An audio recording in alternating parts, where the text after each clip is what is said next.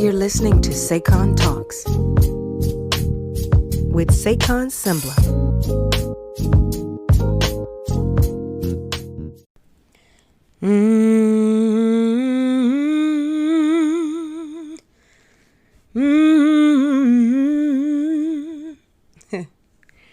Sometimes I just feels like singing. Y'all remember that scene in The Color Purple where Suge Avery says, "Sometimes I just feels like singing." I'm really happy that I feel like singing today. Hello, and welcome to another episode of SayconTalks. This is your host, Saycon Sembla. I appreciate you guys for checking in and listening. Somewhere inside of myself, I feel like this is a special edition. But it's not. It's not. I just, I had a long day today, and I'm recording because I really want to express, what I'm feeling today, and talk about something that's dear to my heart. So, first of all, I always love to, set up and give you guys the vibes. It's not a tea drinking moment. Right now, the vibe is not a tea drinking vibe.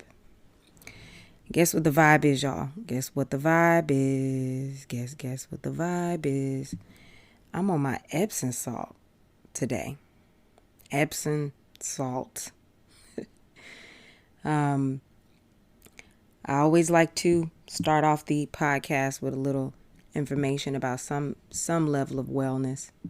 Something that I'm doing to care for or provide nutrition for my body, a sense of wellness.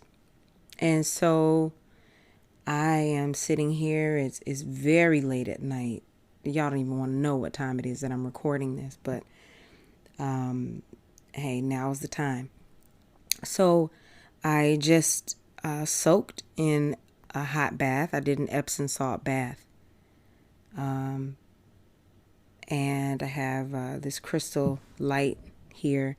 It's a beautiful Himalayan salt crystal light.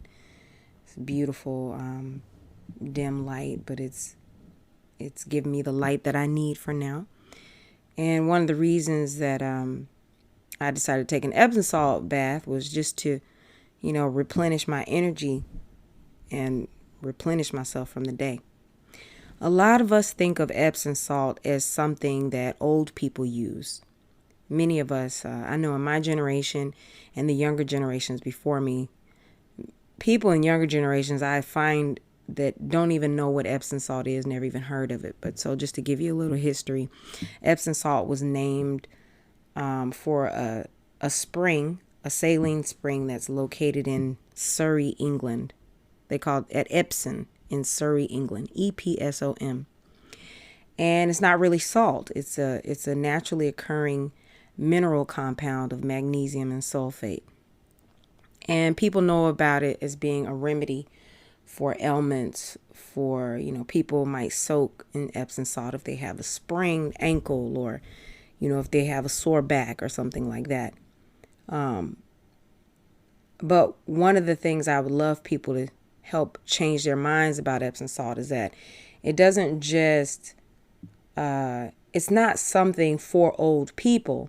It's just that people in previous years knew about it, and that particular section of people who know about the benefits of Epsom salt is getting older and older. So we associate it as a thing for old people, but it's really for everyone. Magnesium plays a lot of roles in the body. It regulates the activity of a lot of enzymes. I'm checking out a few notes I found online about it. Great little website that talks about over 325 enzymes that magnesium plays a part in. It reduces inflammation. It helps muscle and nerve function, and it helps to prevent artery hardening. Sulfates help to improve the absorption of nutrients and flush toxins. So I'm bringing this up because this is something that's really great. Again, it's not just a thing about hot water. It really is a mineral that's important to our bodies and important to how we function, and gives us an overall sense of well-being. So if you're one of those people that's dealing with headaches, backaches, migraines, the Epsom salt helps to flush toxins, and it helps you to feel overall better. I was in a store, and I saw this big old pack of Epsom salt that had like big bold words on it and some strange, well, a really strong fragrance like cologne added to it, and it says something like sports salt or something, and I loved it actually, because I was like, oh, look at this, it's gonna get men to actually use Epsom salt again, because I hear about some women using it, but anyway, I just use some Epsom salt. It's given me a nice little sense of well-being, a sense of wellness after a very long day. And so yeah, that's the vibe right now. I was just listening to the artist Her. I'm sure some of you know about her, H.E.R. So Her, really wonderful singer, musician, just really, really talented, always wearing the dark shades, the dark sunglasses, and her music has really been moving me this week. There was a time where I couldn't really listen to music, believe it or not.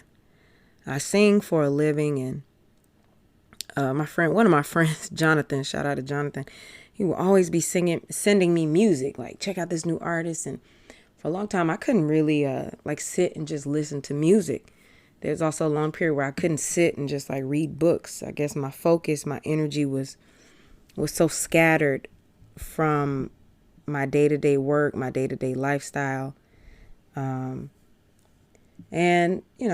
So now I found myself in a place where I can take time to get my healing salts.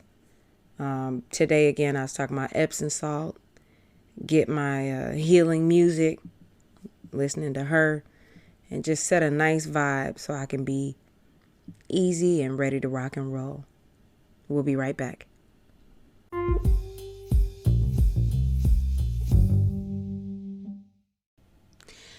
Let me tell y'all something about the word no. It is a liberating, small word with 2 letters. No, no, no, no, no. It's okay to tell people no. It's okay to tell me no. I hate it when I ask a person a question and they meet the reply with nothing, or with a lack of response because they are afraid to say no. The word no is very liberating. And I beg of all you people to use the word no a lot more liberally. When we hold in our answers, when we try to keep everything nice and sweet and comfortable all the time, there's some level of that ends up being suffocating. And for some of us, it can cause depression. It can cause illness. Holding in all those no's that should have escaped from your mouth. No, no, no, no, no, no, no, no, no. No, no, no, no, no, no, no, no, no, no, no, no, no. No. You could chant the word no. Some people say no. Say it with me now. No.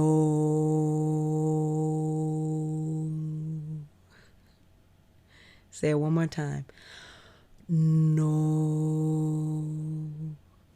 The word no can give you freedom to do what you want to do and what you would like to do with your time. A lot of times people will come up with things to do for you. Come up with things for you to do. Plan your schedule for you before you've even had a chance to plan what you'd like to do with yourself and with your own time. Oftentimes people ask you, what you doing on Friday? But their real question they want to know is, would you like to go to the movies with me on Friday? In my mind, whenever someone asks me, what are you doing on Tuesday? In my mind, or actually not necessarily in my mind, out loud, I say, why? What would you like for me to do on Tuesday? Because I don't want to ever feel like I have to give out what I'm planning or what I'm doing in proof that it's good enough to not be doing whatever it is that somebody's offering or asking me to do. That's a real thing, y'all. People do that all the time. People ask people things, but I get it. It's, people want to qualify if what they're offering or asking a person to do is good enough, for them to get out of what it is that they already had planned to do. Hell, I had an audition that I was doing today, a taping I was doing with a good friend of mine, Jam, and he was planning to go to some type of play opening tonight, and then he got another call. He had free tickets to see Fleetwood Mac. He very happily called the other person and said, "Hey, look, I'm not able to go to this opening with you. I just got an offer for free tickets to Fleetwood Mac." Maybe 5-10 years ago, he would have said, "Oh man, I got to turn it down. I feel bad. Why feel bad? If it's not life or death, life is short. Go see Fleetwood Mac. If somebody offered you box seats at Madison Square Garden, go enjoy yourself. Go enjoy your life. Enjoy." A lot of times you can enjoy more by saying no, by not overly booking yourself, passing out every single little spare piece of time and energy that you have. A lot of times you can find a lot more joy by doing what you want to do rather than doing what you think people want you to do.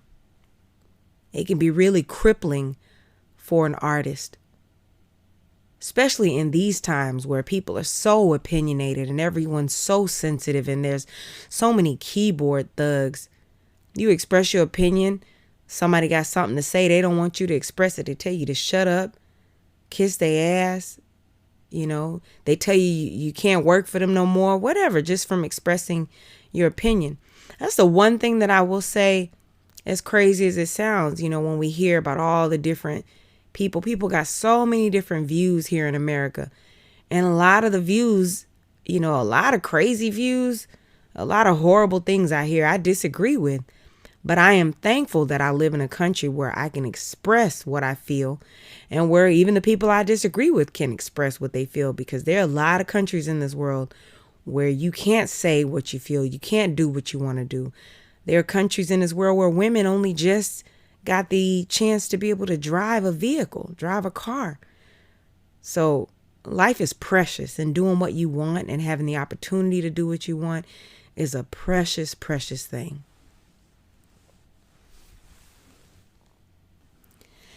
After a weird start to my morning with all the crazy emails and the weird information, I found myself hitting a stride as I was going into my auditions. I did such a wonderful audition today. It was all about the work. I was working with my friend John Andrew. He coached me. The scenes were just rolling off my tongue. It was just great lines, great scenes, great character. I felt really good about it. Went to my voiceover audition, reading great copy, and just feeling really good about what I was doing. And met with a young lady who may be coming in to work with me at some point, and just feeling good. And then I totally gave up the rest of my day. I wanted to go home and reflect on things after eating, and I let someone guilt trip me into giving up the rest of my day. And I had a real good talk with my girlfriend, Christine Horn. Shout out to Christine Horn, the Booking Magnet. She has the Booking Magnet Academy, and she has her new special memberships that she's starting now. I'm so proud of her and her everything she's been doing. Video vlogs, YouTubes, teaching courses, coaching people, everything.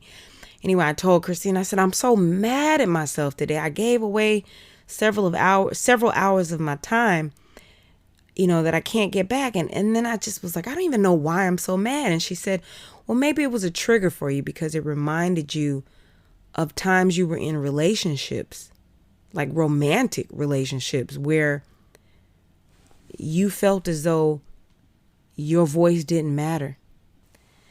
Or more specifically, I believe she said something about it triggered a reminder from an old relationship where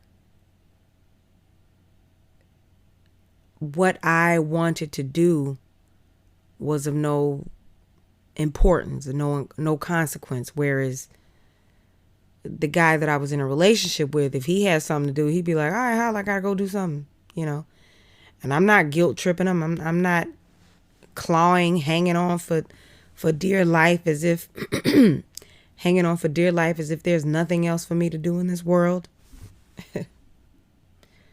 I think it reminded me of that because I felt so unhappy. Let me tell you something, ladies and gentlemen. If you see the signs that you're with someone, a friend, a lover, even a coworker. I mean, I know it's hard with jobs sometimes. You got to keep working till the contract is done, or you got to keep, working till you find something else. But if you find yourself around someone or a group of people who are insisting that you not be yourself in order to make them comfortable, get away from it. Get out of it. I've been in a lot of transition with the way that I eat, the way that I care for myself, the type of energy that I'm around. I'm a very sensitive individual. I find myself to be an empath in many ways, and I just can't be around every type of thing all the time. I can't eat every kind of food, noisy environments. I can't do everything. You can call it whatever you want to call it. Maybe I'm getting old, whatever you want to call it. But I know one thing, I know what I like and I know what I enjoy being around, and I have to respect that. And when I'm around people who don't respect that, it's funny because I spend a lot of time working with new people constantly. And when your eating habits, living habits, choice of music, whatever is not comparable to the quote unquote norm or what other people are doing, I mean, people spend a whole lot of energy questioning you on it. And I've just recognized that I don't have to answer anything. I don't owe anybody anything. One thing I will feel and say is that I do owe my mother and father everything for bringing me into this world. My dad, God rest his soul, and my mom. But if you ain't birthed me, I don't owe you nothing. And I think that's a mantra. What is it? Tomato. I think that's something that we can all relish in.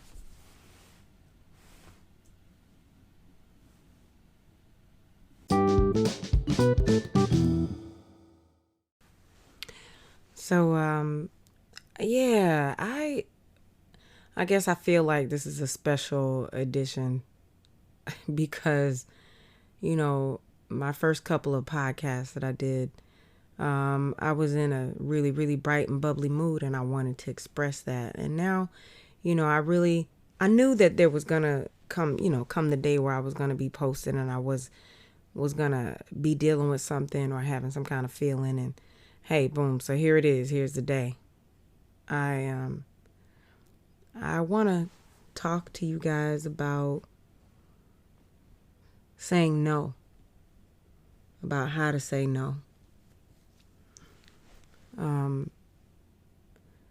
There comes a time when you're, as an entertainer, there's a time in your life and in your career where, aside from just being happy and blessed that you get a chance to sing, act, dance, perform, speak, model, talk, look pretty, whatever it is you get to do for a living, you sort of constantly feel so blessed and thankful that you get a chance to do the work that you do. You feel, thankful often, but then sometimes you feel beholden to people, and there's a part of us that never wants to ruffle waters because, we are us entertainers, actors, singers, voice artists, performers, storytellers. There's a part of us that somehow believe we are put here to do just that, to entertain people, to make people happy. And that often happens at the expense of ourselves, at the expense of our own happiness, at the expense of our own health and wellness. To be a popular artist, to be someone who people seek, to be one who is sought after is, man, you just feel like that's the ultimate blessing, because you could be in a place where you're not hot, where don't nobody, care about you. Nobody wants to hear from you, talk to you, see you, whatever. So because of that extreme level of thankfulness, because you are put in a position to feel like being an entertainer is such a rare space to hold, it also makes you subject to, the abuse of people. It really makes you subject to people's abuse, to people's misuse, subject to feeling as though you owe people, being beholden to people, and having a problem saying no.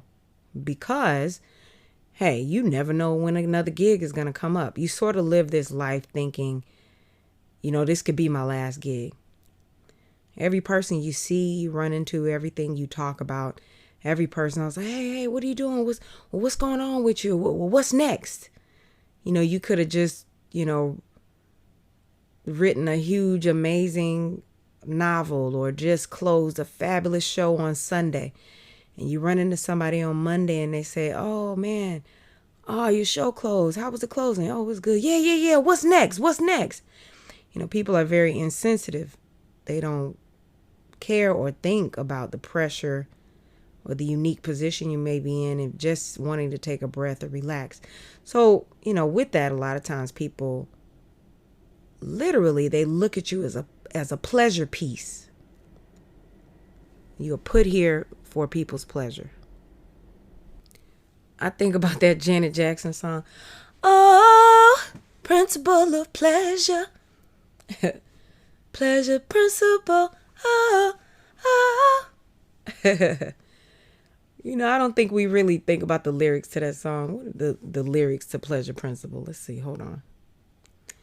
She said, you might think I'm crazy, but I'm serious. It's better you know now. What I thought was happiness was only part-time bliss. You can take a bow. Skip around. Oh, my meter's running, so I got to go now.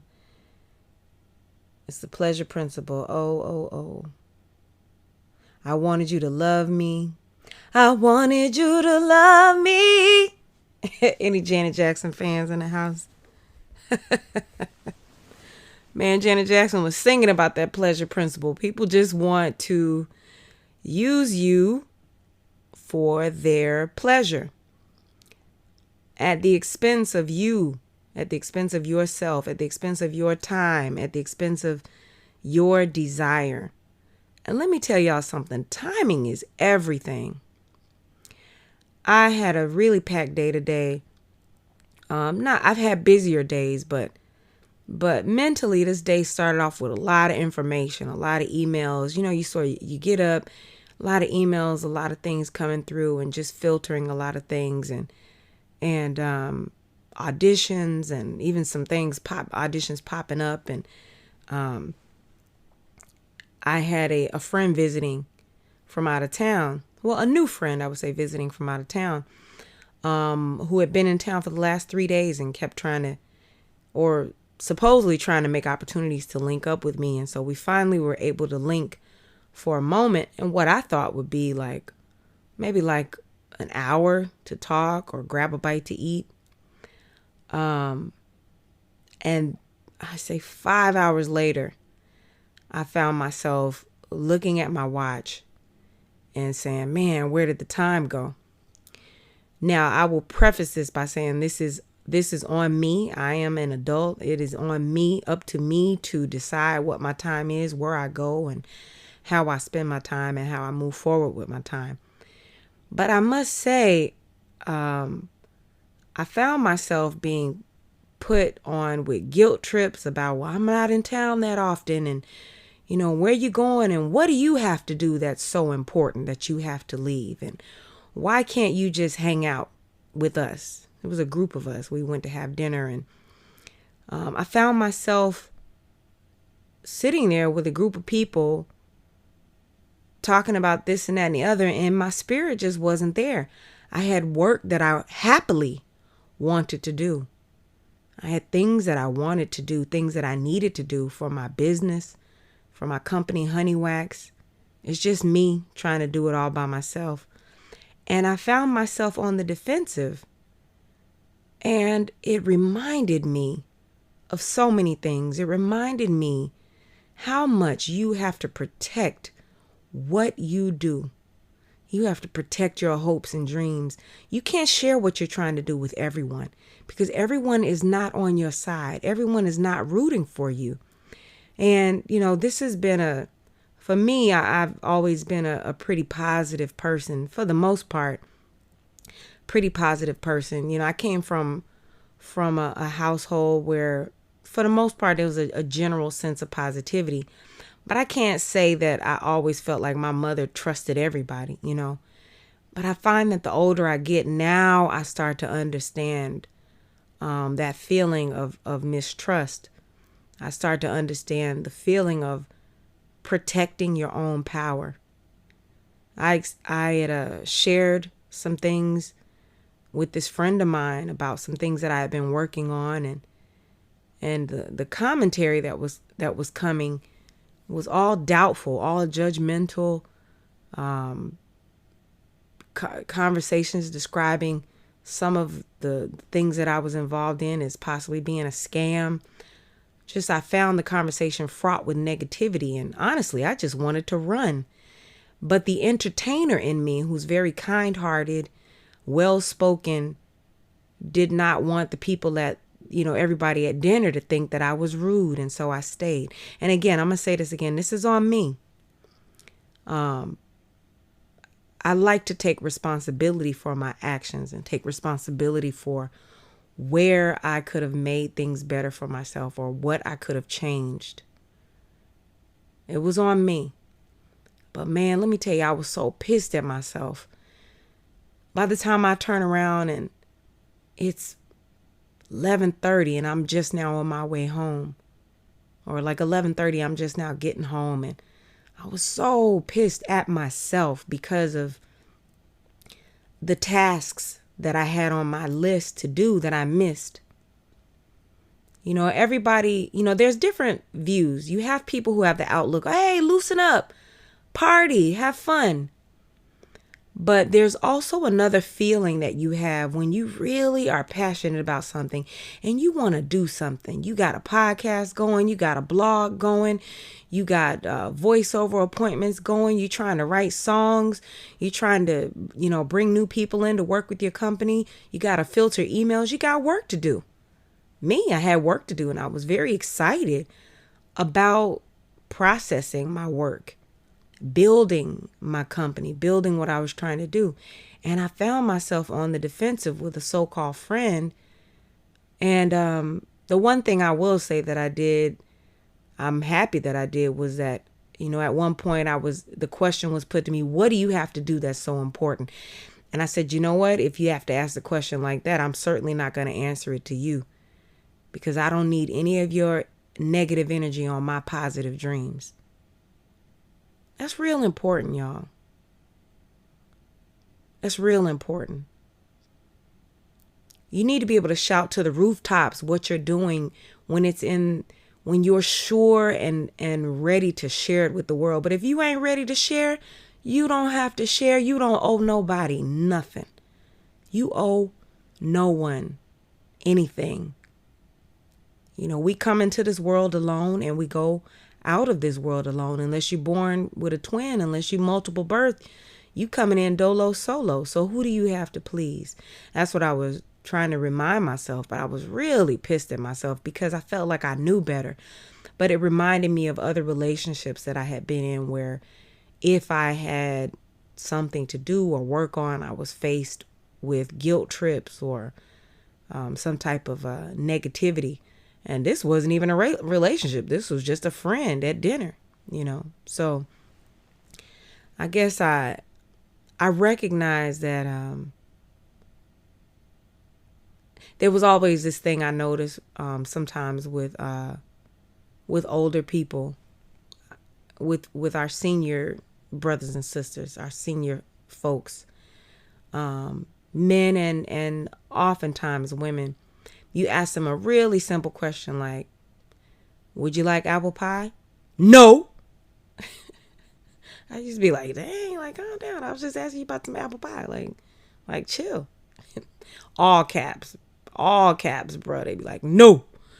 Like, what is what? Calm down.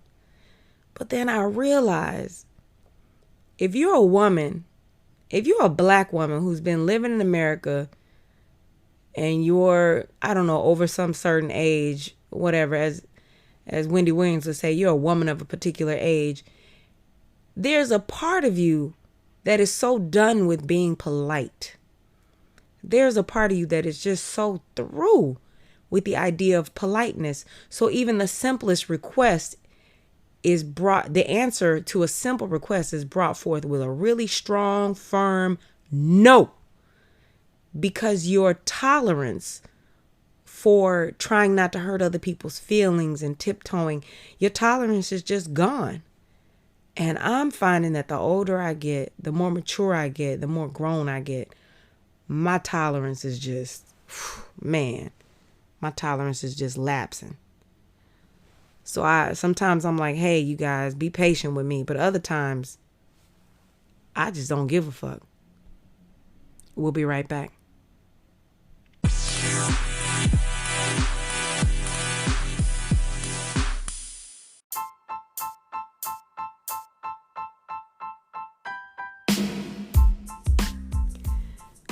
This will be a public service announcement, a SayconTalks public service announcement. Don't ever let anyone tell you that time is not important. Time is very important. Time waits for no one. There are a few universal time mantras that we all respect. When we're getting off of work in the middle of the day or in the evening, we recognize that traffic is going to be super heavy between 4 p.m. and 6 p.m. Time, right? If you know that you're in Midtown and you're trying to get dinner at 7 o'clock, if you didn't make reservations at a fancy place, it's going to be packed because all the people that are trying to go see Broadway shows are going to be there. Time. Now that same restaurant at 8 o'clock is going to be open and free because all the people have left to go watch their Broadway shows. You can have any seat you want with no reservations. Time. If you go into a fashion show in New York City, fashion shows only last for 15 minutes. If the show is scheduled to start at 6 o'clock, you need to be there at 5:45. Because if you get there at 6:15, you miss the show. Time. If you're trying to get your hair done on a Saturday morning, you want to just go get a wash and blow out, a wash and set, or a lineup, a fade, a afro puff, a high top fade, whatever you trying to get. If you're trying to just pop up on Saturday morning, it's about to be packed. Time. Timing. Timing is everything, and don't let somebody tell you otherwise. If you know that eating heavy acidic foods late at night gives you heartburn and you can't sleep, don't eat it. Timing is everything. If you are practicing the rhythm method and are trying to or trying not to get pregnant, that 14th day of the month is an important one.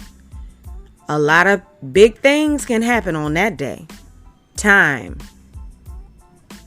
If you don't have DVR and you trying to catch your favorite episode of your favorite show at 9 o'clock, if you don't make it home or if you don't click on that app at the right time, you're going to miss your show.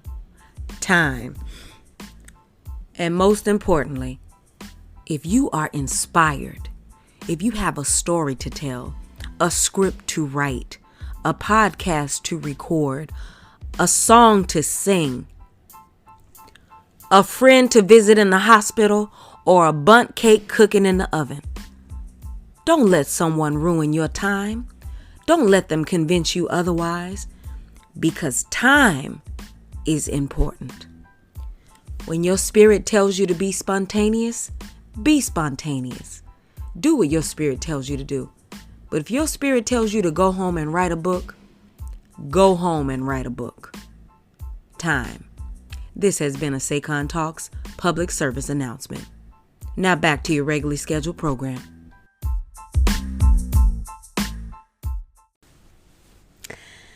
Yes, so I did an episode of a show called The Passage on Fox, and I shot this show a couple of months ago and was so excited that the show finally aired, and people saw me as Jeanette Belafonte, who is the mother of Amy Belafonte, who is the beautiful young lead of the show.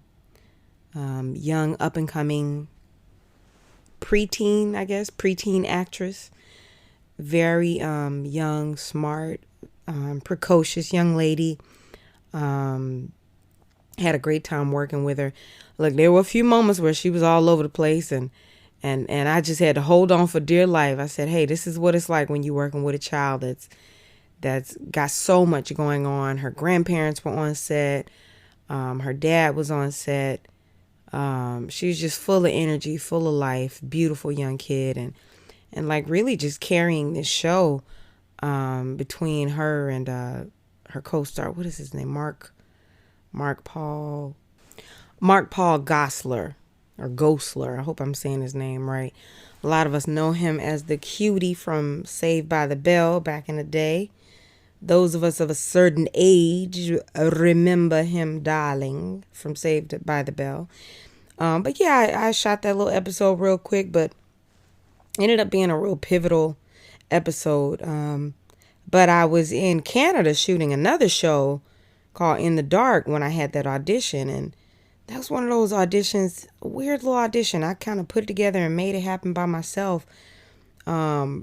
Reading the other lines by myself, that's something I that's not something that I recommend that you do. But look, if you're in a pinch, I don't know, something my spirit told me that I could do a good job with it, and I did. Praise God, I ended up getting the role. So it was a great opportunity to be in Atlanta and to work in Atlanta. And this whole season that the show's been coming on, my cousins have been calling me saying, when is your episode coming on? This show's too scary. I can't watch the whole thing, so I'm waiting on your episode. So that's been kind of fun, just waiting to see for it to come on. And it finally came on, and thank you to everyone. Shout out to everyone who checked out the episode. I got a lot of love and really appreciate people let me know their thoughts on the show. I love when I get a chance to have children on a show. I was in a movie a couple years ago called Double Play, and I may do a little talk on that movie when I have some time to like rewatch it and focus on it again. But on that particular movie, I had a son, and the young man who played my son, Danny Dare, or Danny Dare, he, just a brilliant young kid. These young actors, they're just amazing. Their work ethic and their focus, especially considering that they're acting and then they're also studying school. When they're back and forth, they're just, they have a lot of pressure on them, so being around these youth actors is very inspiring and helps you really think about maintaining your time, because you think you can't do something and they will have taken a math, science, and social studies class and then, do a scene where they're being chased by a shark or something. So, a lot more can be done than we think can be done in a day.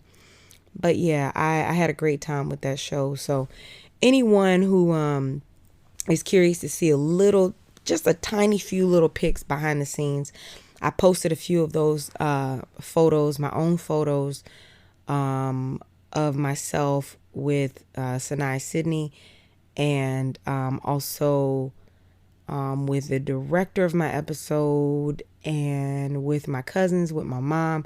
Just a few photos that I took while I was in Atlanta. For many of you who don't know, I grew up, born and raised in Atlanta. And so anytime I get a chance to go down there, it's just really nice to sort of kill two birds with one stone if I'm going down there for work and be able to see my family as well. So I posted a few pics. So you can visit SayconTalks.com and check out a few of the images.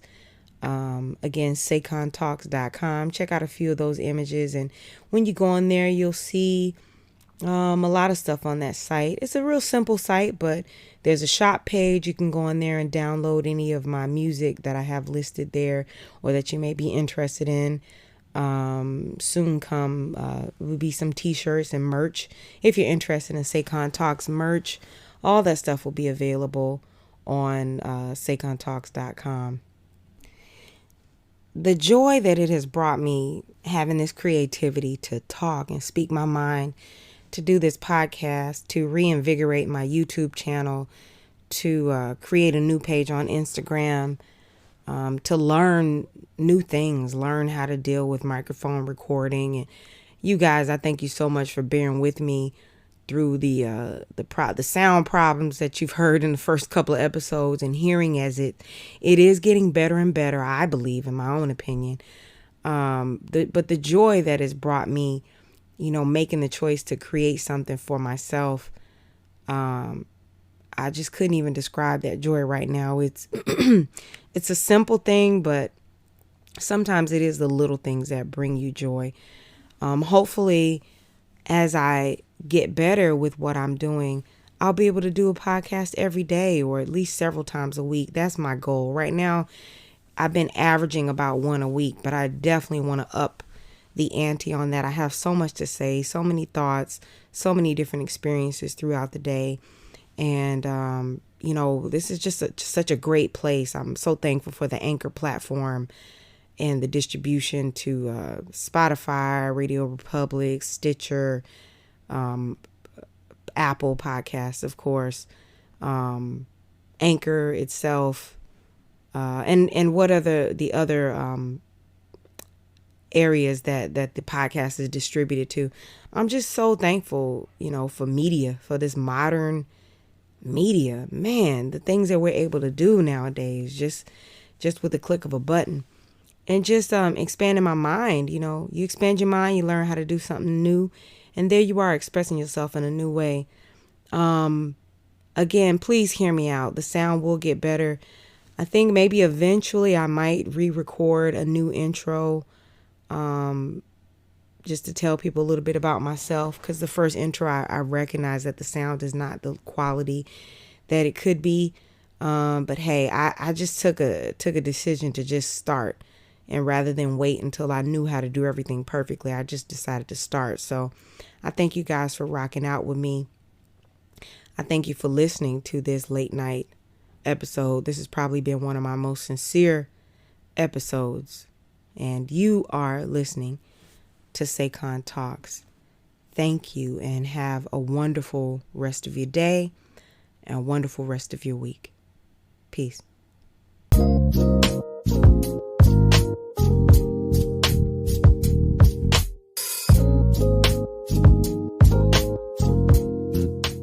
Search Saycon Talks on YouTube for performances and video. Honeywax.